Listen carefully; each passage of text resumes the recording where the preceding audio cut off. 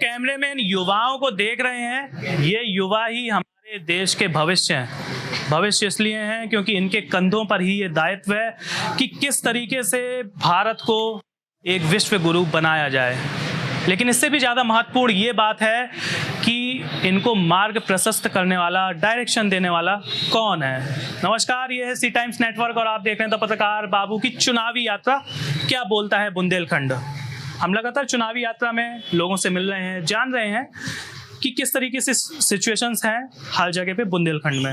लेकिन हमें चुनावी यात्रा के दौरान एक व्यक्ति के बारे में पता चला जो गॉड ऑफ फिजिक्स के नाम से यहाँ उरई में मशहूर है। अब हमें जब पता चला तो हमने कहा भाई उनके बारे में जानते हैं, उनसे कांटेक्ट करते हैं। कांटेक्ट किया, पहुँचे। ये जो आप बच्चे देख रहे हैं ये गॉड ऑफ फिजिक्स के यहाँ ही पढ़ते हैं पूरे। तो कुछ बच्चे हैं, उनसे जानते हैं कि आखिर ये गॉड ऑफ फिजिक्स क्यों कहलाए जाते हैं, क्योंकि गॉड ऑफ फिजिक्स हर कोई कहलाया नहीं जाता। कुछ बच्चे हैं यहाँ पर। क्या नाम है आपका? राधिका सिंह। क्या नाम है? राधिका सिंह। कौन सी क्लास में आप? 10th में। क्या करना है Radhika? I want to be IPS। IPS ही क्यों? Because I am interested in administration। Okay, you want to do administrative services। अच्छा राधिका, आप ये बताइए, आप यहाँ पर पढ़ती हैं आशुतोष शर्मा के यहाँ, ऐसा क्यों आपको लगता है कि ये गॉड ऑफ फिजिक्स कहलाने लायक हैं? मैंने 3-4 कोचिंग्स में ट्राई किया, लेकिन यहाँ पे आके मुझे मिला मेरा best explanation and sir try to put their heart and soul to make us understood. Okay, मतलब आपको यहाँ पर अच्छी लग रही हैं। कौन से अभी टॉपिक्स आपने पढ़े हैं फिजिक्स में? Light and the colourful world. और भी स्टार्टिंग में इलेक्ट्रोमैग्नेटिक वगैरह भी पढ़े होंगे? एक्चुअली तब मैंने ज्वाइन नहीं किया था। तो लाइट्स में पढ़ा आपने, कुछ जानती हैं लाइट्स के बारे में? हाँ। क्या जानती हैं? लाइट्स में हमने पढ़ा स्फेरिकल मिरर्स, स्फेरिकल लेंसेज, रे डायग्राम्स एंड सर का एक्सप्लेनेशन इतना अच्छा था कि वो लाइफ टाइम हमें याद रहेगा। कॉन्वेक्स लेंस, कॉनकेव मिरर, ये सब जानती हैं आप? जी, convex lens, convex mirrors sir ने सारे पढ़ाए हैं, स्फेरिकल मिरर्स के टाइप्स। ठीक है, और भी कुछ लोगों से जानते हैं यहाँ पर। क्या नाम है आपका? रुकिए, मैं आता हूँ, वहीं आता हूँ मैं। क्या नाम है आपका? ज्योतांशी। कौन सी क्लास में हो? 10th। कौन से स्कूल में हो? Morning star children's academy. क्या लगता है आपको इनको क्यों गॉड ऑफ फिजिक्स कह रहे हो आप लोग? क्योंकि जो फिजिक्स है वो जहाँ तक हर टीचर पढ़ाते हैं, लेकिन जो सर हैं वो समझाते हैं, वो रटाने के अलावा हम लोगों को समझ आता है कि फिजिक्स क्या है। और उसके बाद और कोई भी टीचर आपने कहा फिजिक्स समझ आता है क्या है, what do you understand, what do you mean by the physics? Physics is really related to daily life friction, and I think everything is related to physics in our daily life। तो आपने अभी कौन से topics पढ़े? Sir ने light पढ़ाया हुआ है, लाइफ प्रोसेस पढ़ाया है, एसिड बेस एंड सॉल्ट्स पढ़ाया हुआ है। एसिड बेस एंड सॉल्ट तो वो केमिस्ट्री वाला पोर्शन है। हाँ सर, तीनों कवर कराते हैं। गॉड के फिजिक्स के गॉड हैं एंड बायो एंड केमिस्ट्री के भी टीचर हैं। तीनों चीज़ पढ़ाते हैं। वाह वाह आशुतोष सर, आप फिजिक्स बस नहीं तीनों चीज़ें देखते हैं, हैंडल करते हैं, अच्छी बात है। और लोगों से भी देखते हैं, बात करते हैं, कुछ लड़के भी हैं यहाँ पर। क्या नाम है आपका? राम गुप्ता। नेम राम गुप्ता। कौन सी क्लास में हो आप? 11th में। हाँ। 11th में क्या पढ़ा आपने? 11th में हम लोगों में काइनेटिक्स चल रहा है। काइनेटिक्स में हाँ, मतलब उसमें फ्रिक्शन चल रहा है। डिफरेंस समझते हो काइनेटिक एनर्जी और पोटेंशियल एनर्जी में? काइनेटिक एनर्जी मतलब एक मोशन, कोई मोशन ऑब्जेक्ट है उसमें लग रही है, और जो पोटेंशियल एनर्जी है वो एक रेस्ट पे, मतलब रेस्ट कोई एग्जांपल समझते हो कोई इनका? काइनेटिक एनर्जी ऐसे स्प्रिंग या मतलब जो गेटिस हम लोग जिसे कहते हैं बुंदेलखंड में, उसमें जो उसमें लग रही है एनर्जी काइनेटिक एनर्जी। और अगर कोई ऑब्जेक्ट को हम लोग ऊपर फेंकें, अपवर्ड मोशन कराएं, तो उसके बाद पहले जब ऊपर जा रहा है उसमें काइनेटिक एनर्जी लग रही, उसके बाद जब वो नीचे आएगा तो उसमें पोटेंशियल एनर्जी लगेगी, मतलब स्टोर। मैं आपको एक बहुत अच्छा एग्जांपल समझाता हूँ। मैं भी साइंस स्टूडेंट रहा हूँ। मेरे फिजिक्स के टीचर थे ब्रिज किशोर मिश्रा, जिनको हम BK मिश्रा कहते थे। जिस तरीके से आप इनको गॉड ऑफ फिजिक्स कहते हैं, वो भी हमें बहुत अच्छा पढ़ाते थे। वो मोस्टली हमें एग्जाम्पल से समझाते थे। तो मैं आशुतोष सर आपको बताऊं कि उन्होंने एक हमें काइनेटिक एनर्जी और पोटेंशियल एनर्जी का बेस्ट एग्जाम्पल बताया था कि पानी जो चल रहा है वो काइनेटिक एनर्जी है, और जो पानी ठहरा हुआ है डैम में वो पोटेंशियल एनर्जी है। तो ये सबसे बेस्ट एग्जाम्पल है, याद रखना हमेशा। अब हम इनसे भी जान लेते हैं गॉड ऑफ फिजिक्स से। कैसे हैं सर? मैं बहुत अच्छा हूँ।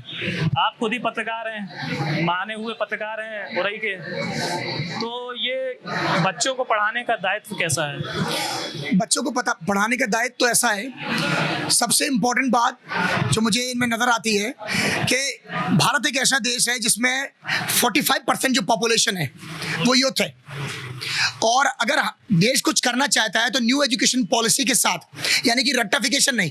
अभी तक क्या है कि जो एजुकेशन सिस्टम हम लोगों को दिया गया वो ऐसा दिया गया कि we are born to make killers, हम बाबू बनाने के लिए इस्तेमाल ज़्यादा किया, जो भी है notes writing, but now the educational standard is totally transform UPSC में। और बच्चा जो टैलेंट है, चाहे उसका टैलेंट पत्रकारिता ही क्यों ना हो, अगर उसका टैलेंट उसके साथ प्रिवेल कर रहा है, पेरेंट्स को मेरा ये रिक्वेस्ट है कि बच्चे का टैलेंट कभी नहीं मरने दीजिए। आपके साथ यहाँ पे कैमरामैन भी अवेलेबल होंगे, आप ये शो को एडिट भी करेंगे। देश में सब कुछ इंटरनेशनली बहुत ज़्यादा डिमांड है, हर तरह के लोग कमा रहे हैं, हर तरह के लोग खा रहे हैं। अगर आप सिर्फ ये सोचेंगे इंजीनियर बन जाए, डॉक्टर बन जाए, तो देश नहीं चलेगा। मल्टी टैलेंटेड होना चाहिए आप। Multi dimensional, it's not multi talented, it's multi dimensional. आपका जो सोच है वो एकदम डाइवर्जेंट होना चाहिए। अगर आप डाइवर्जेंट सोच के नहीं होंगे तो आप एक पत्रकार और एक मास्टर दोनों मिला के फालूदा कभी नहीं बन पाएंगे। That I am. हैं आपको।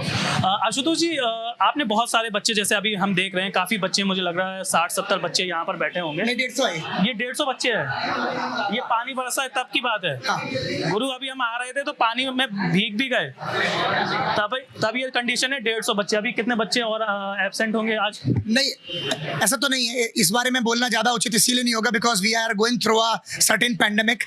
तो स्ट्रेंथ, लेकिन जितना मैं क्लास बना लेता हूँ उतना क्लास पूरा भर जाता है। मैंने 250 तक पढ़ाया है एक बैच में। 250 बच्चे? हाँ, 250 बच्चे, 4 बैच, 1000 बच्चा, गॉड ऑफ फिजिक्स। हम जब कोटा में पढ़ते थे तब वहाँ 300-300 बच्चे हुआ करते थे एक बैच में, ठीक है, और आप 250 यहाँ खुद ही पढ़ा ले रहे हैं। भैया ये उरई का कोटा है, उरई का कोटा मतलब गॉड। बिल्कुल। आशुतोष जी, मैं एक सबसे महत्वपूर्ण सवाल सोचा था। आपने काफ़ी बच्चों को पढ़ाया होगा, अभी होंगे ऐसे भी बच्चे जो पढ़ने में इतने अच्छे नहीं हो, वो उनका केयरलेस भी हो सकता है या कुछ भी हो सकता है। पीछे शोर कर रहे हैं। बिल्कुल सुनाई भी दे रहा है वो। तो कैसे आप उनको हैंडल करते होंगे? मतलब जैसे उनको, वो नहीं पढ़ने में होशियार हैं या कुछ भी केयरलेस हैं, तो कैसे आप उनको एक पाथ में लाते होंगे कि जिससे वो अपना करियर संवार सके? एक टीचर का सबसे बड़ा टास्क यही है कि एक क्लासरूम में सारे ब्रेन का बच्चा बैठा हुआ है। एक टैलेंटेड ब्रेन का बच्चा भी बैठा हुआ है, जैसे आपने बच्चों से बात करी, और एक एवरेज ब्रेन का भी बैठा हुआ है, और एक बिलो एवरेज ब्रेन। ब्रेन का मतलब ये नहीं कि उसके पास दिमाग नहीं है, बस वो अपना दिमाग एजुकेशन में नहीं लगाना चाहता है। तो एक टीचर बनने के लिए सबको मिक्स करके एक ऐसे पाथ पर लाना पड़ता है, और उसके लिए सिर्फ आपकी इफेक्टिव टीचिंग नहीं और ना नॉलेज, आप उन्हें कैसे कंट्रोल कर पाए उसके लिए बहुत गट्स चाहिए ताकि वो शांत बैठ पाए। अगर मैं एक आवाज लगाऊंगा तो पीछे तक सब शांत हो जाएंगे। आपने किस तरीके से, ये आशुतोष जी की आवाज है, यही आवाज में पढ़ाना सिर्फ ये टैलेंट का काम नहीं है कि आपके पास सिर्फ नॉलेज हो। नॉलेज अगर होगी तो आप नॉलेज हो के अच्छा इंजीनियर, अच्छे डॉक्टर, आप यूपीएससी में चले जाएंगे, और नॉलेज होगी तो ईश्वर करे परमात्मा जो आप चाहना चाहते हैं वो पाले। लेकिन टीचर आप जब ही बन पाएंगे जब आपके पास नॉलेज के साथ साथ पढ़ाने का गट्स होगा। तो एक एवरेज नॉलेजेबल आदमी भी एक अच्छा टीचर बन जाता है। बिल्कुल, ये बात सही आपने कही कि एक एवरेज आदमी भी नॉलेजेबल टीचर बन जाता है, लेकिन गट्स एक बहुत ज़रूरी होते हैं बच्चों को पढ़ाने के लिए। क्या नाम है आपका? प्रतीक्षा वर्मा। क्या? प्रतीक्षा वर्मा। प्रतीक्षा, कौन सी क्लास में हैं आप? Class 10th। प्रतीक्षा, क्या बनना चाहती हैं आप आगे फ्यूचर? इंजीनियर। क्यों इंजीनियर ही क्यों? क्योंकि मेरे पापा कहते थे। मतलब पापा जी कह रहे हैं तो वही। पापा की डेथ हो गई है ना। Okay, it's not. तो यहाँ पर ये आपने देखा आशुतोष, हाँ, मतलब यहाँ पे आपने जो मेन क्वेश्चन पूछा था गॉड ऑफ फिजिक्स, मतलब इन्हें गॉड ऑफ फिजिक्स क्यों कहा जाता, तो मेनली रीजन है कि उरई में बहुत सारे टीचर है फिजिक्स के, पढ़ाना सबको आता है, उनके पास नॉलेज है, लेकिन एक पढ़ाने का भी एक तरीका होता, एक हाँ वे ऑफ टीचिंग। अब यहाँ पे इतने सारे बच्चे हैं, सभी मतलब होशियार है पढ़ने में, लेकिन टॉपर तो कोई एक बन पाएगा, और टॉपर वही बन पाएगा। टॉपर बनने के लिए जो टॉपर होता है उसका तरीका अलग होता है पढ़ने का। टॉपर यहाँ पे सब नहीं बन पाएंगे, कोई एक मतलब एक ऐसा तरीका जो होगा उससे टॉपर बन पाएगा। पढ़ते यहाँ सारे वही, जो ये कॉन्सेप्ट पढ़ रहे हैं वही वो पढ़ रहे हैं, वही वो पढ़ रहे हैं, बस उनका पढ़ने का तरीका अलग होगा, अलग अलग, तो उसी से वो टॉपर बनेंगे। ऐसी सर का पढ़ाने का तरीका जो अलग है, कॉन्सेप्ट समझाने का तरीका है, उसी से वो गॉड ऑफ फिजिक्स कहला रहा है। आप कौन सी क्लास में बताया था आपने? 11th में। क्या नाम है? राम गुप्ता। राम। 10th में क्या सिक्योर किया था आपने? 95.6 मॉर्निंग स्टार। अच्छा, तो इन्हीं के यहाँ पढ़ते थे आप? हाँ, 9th में और 10th दोनों में यहीं पढ़ना 11th भी अभी? 11th भी यहीं पढ़ना है और 12th भी यहीं पढ़ना है। मतलब सोच रखा है कि 12th भी इन्हीं के यहाँ करना है? हाँ। क्या करना है आपको इन फ्यूचर? इंजीनियरिंग। इंजीनियर के अलावा कुछ और क्यों नहीं? मतलब हर बच्चे से मैं मिलता हूँ, काफ़ी लोगों से मिलता हूँ, तो हर कोई इंजीनियर बनना चाहता है।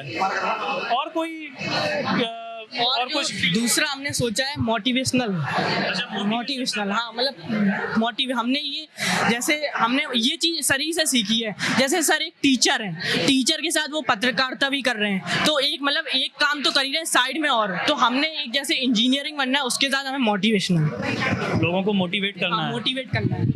किस तरीके का, अगर कोई आपके सामने केस आता है, किस तरीके से मोटिवेट अभी कर सकते हो अपनी एज के हिसाब से? अगर हमारी एज के हिसाब से, जैसे एक लड़के ही आया था कि भैया जैसे 10th में मेरा स्कोर नहीं हो रहा है, तो उसी में मतलब हम उसे इतना मोटिवेट कर दें, इतना पॉजिटिव एनर्जी उसको दे दें कि उसे डर ना लगे एग्जाम देने। जैसे वो उसने हमसे पूछा कि भैया पेपर कैसे देंगे बोर्ड का, ये सब, तो हमने उसको सजेस्ट भी किया कि पेपर मतलब एक तो घर पे तुम्हें प्रैक्टिस भी करनी है, और फिर अगर जैसे फिजिक्स के लिए ही है, उसने कहा साइंस का मतलब हम कैसे दें, तो हमने कहा आज तो सर की टेस्ट सीरीज दो। उसने कहा ऐसा क्यों, मतलब टेस्ट सीरीज में ऐसा क्या है, तो हमने कहा टेस्ट सीरीज में एक तो जब तुम टेस्ट सीरीज दोगे तो वहाँ पे तुम्हें एक एनवायरनमेंट मिल जाएगा, टेस्ट देने का एक एनवायरनमेंट। जब तुम बोर्ड में देने जाओगे तो वहाँ पे वही एनवायरनमेंट होगा, तो तुम्हें डर नहीं लगेगा। अगर तुम्हारा कॉन्फिडेंस गिर गया तो तुम्हारा पेपर बिगड़ जाएगा, और कॉन्फिडेंस अगर तुम्हारा अच्छा है तो तुम्हारा पेपर। सर अभी आपके टेस्ट सीरीज भी चलाते हैं?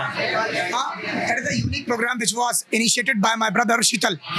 और सबसे इम्पोर्टेंट बात क्या है कि डिस्ट्रिक्ट जालौन में टेस्ट सीरीज के जो इनिशिएटर हैं वो हम ही हैं। उससे क्या है कि बच्चे को अच्छा प्रैक्टिस करने का मौका मिलता है, और मुझसे बेहतर है कि बच्चे ने खुद ही बता दिया कि वो उसने क्या पाया टेस्ट सीरीज के माध्यम से। टेस्ट सीरीज में किस तरीके के आप तैयारियां करते हैं बच्चों को प्रिपेयर करने के लिए? जैसा बोर्ड का पेपर आएगा सेम वैसा ही पेपर आपको 10 बार देने का मौका मिलेगा। ये बात बिल्कुल निश्चित है। उससे क्या होगा, इन्वायरमेंटली आप मेंटली इतने प्रिपेयर हो जाएंगे कि आप अच्छा स्कोर कर पाएंगे। अभी आपने देखा कि हमने कुछ आगे जो बैठे थे फ्रंट बेंचर्स जो बच्चे थे उनसे बात करी, आशुतोष सर से बात करी, लेकिन बैक बेंचर्स से जरूर बात करना चाहिए, क्योंकि एपीजे अब्दुल कलाम ने कहा था जो बैक बेंचर होता है वही वास्तव में टॉपर होता है। हमारे साथ बहुत सारे बैक बेंचर्स बैठे हुए हैं, उन बच्चों से बात करेंगे। क्या नाम है आपका? असद अहमद खान। असद अहमद खान। असद, कौन सी क्लास में हो आप? Sir 10th। असद, कैसा माहौल मिलता है यहाँ पर आपको? जैसे आप पढ़ रहे हो, लगभग कितने समय से पढ़ रहे हो आप? करीब 2 साल से पढ़ रहे हैं सर। कैसा लगता है यहाँ पर आपको? कैसा एक्सपोजर कैसा मिल रहा है आपको? बढ़िया सर, बहुत अच्छा पढ़ाते हैं हम लोगों को, अच्छा माया समझ में भी आता है, अच्छे से समझाते हैं सर हमें, और जो कोई दिक्कत होती है उसको दूर करते हैं सर हमारे। पीछे क्यों बैठते हो? पीछे सर वो बैठ जाते हैं ऐसे ही। रीजन होगा? रीजन कुछ नहीं है, बस ऐसे दोस्तों के साथ बैठे जाते हैं। एपीजे अब्दुल कलाम की बात से आप बड़े उनकी बात से प्रभावित हैं। जैसा उन्होंने कहा था कि जो बैक बेंचर्स होते हैं असल मायनों में वही टॉपर्स होते हैं, तो क्या उनसे कुछ ज्यादा प्रभावित है क्या? जी सर, उनका कहना सही है। बैक बेंचर्स का ऐसा नहीं है कि पढ़ते नहीं है, बैक बेंचर्स ही पढ़ते हैं बहुत से। हम लोग भी पढ़ते हैं, मेहनत करते हैं खूब पढ़ने में। जी सर, और लोगों से बात करते हैं। और भाई क्या नाम है?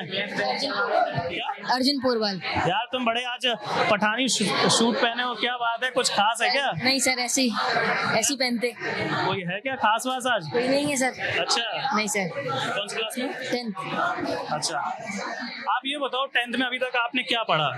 सर लाइफ प्रोसेस पढ़ी, और सर केमिस्ट्री में सर ने पढ़ाया है। केमिस्ट्री नहीं, मुझे आप गॉड ऑफ फिजिक्स के बारे में बताइए। गॉड ऑफ फिजिक्स ने क्या पढ़ाया? वो केमिस्ट्री, बायो, वो सब अलग है। आप फिजिक्स के बारे में बताओ। उसने सर हम लोगों को बहुत ही अच्छा पढ़ाते हैं। अभी तो सर लाइफ प्रोसेस हम लोगों का चल रहा है। हाँ। सर जो भी पढ़ाते सर बहुत ही अच्छा लगता है। सर हम लोगों को पढ़ाते हैं, सर समझ में भी आता है, पूरा अच्छे से आता है। क्या पढ़ा है? वही मैं पूछ रहा हूँ, क्या पढ़ा है आपने? अभी तो लाइव प्रोसेस पढ़ा है सर लेट आए थे ना सर। अच्छा। सर ने जब पढ़ाया चालू किए थे सर लेट आए थे। अच्छा अच्छा, बिल्कुल बिल्कुल, ये बैक बेंचर्स हैं और यही हमारे देश का भविष्य भी है। तो बैक बेंचरों से बात करने के बाद ये तो समझ में आ गया कि बैक बेंचर्स बड़े यहाँ के प्रभावित हैं APJ अब्दुल कलाम से, और गॉड ऑफ फिजिक्स से भी बात कर ली हमने, बच्चों से भी बात कर ली कि आखिर क्यों इनको गॉड ऑफ फिजिक्स कहा जाता है। काफ़ी अच्छा पढ़ाते हैं, प्रैक्टिकल नॉलेज दे रहे हैं, सबसे मेन बात ये है, क्योंकि फिजिक्स जो है वो टोटली बेस्ड प्रैक्टिकल नॉलेज पे है। हमने भी फिजिक्स पढ़ी है कक्षा 10वीं और 12वीं 11वीं में, तो हमें कक्षा 10वीं 11वीं तक तो अच्छे टीचर मिले नहीं। हमें बड़ी गिलानी है इस बात की आशुतोष जी की हमें उस समय अच्छे टीचर नहीं मिले। 12वीं में जैसे तैसे एक मिल गए थे, पास हो गए थे बस हम। बिल्कुल बिल्कुल बिल्कुल। तो फिर उसके बाद खैर ये तो सब हमने बात कर ली। तो फिलहाल आज के हमारे शो में इतना ही। अब हमारी और आपकी मुलाकात फिर से अब दूसरी विधानसभा में होगी, जहां पर हम लोगों से बात करेंगे कि 2022 में क्या बोलता है बुंदेलखंड, क्या बोलता है बुंदेलखंड और क्या हालत है बुंदेलखंड की, कि आखिर बुंदेलखंड खुशहाल है, बदहाल है या बहरहाल है। तब तक के लिए आप स्वस्थ रहें, सुरक्षित रहें और जुड़े रहें सी टाइम्स नेटवर्क के साथ।